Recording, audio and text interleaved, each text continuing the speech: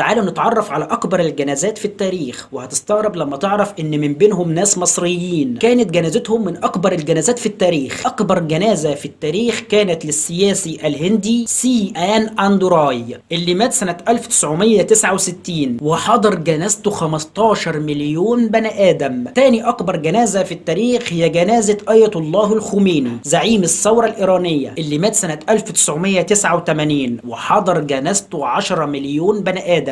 أما بقى أكبر ثالث جنازة في التاريخ هي جنازة الزعيم جمال عبد الناصر اللي مات سنة 1970 وحضر جنازته 7 مليون بني آدم. رابع أكبر جنازة في التاريخ هي جنازة سيدة الغناء العربي السيدة أم كلثوم وحضر جنازتها 3 مليون بني آدم. أما عن خامس جنازة وآخر جنازة معانا هي جنازة بابا الفاتيكان يوحنا بولس الثالث وحضر جنازته 2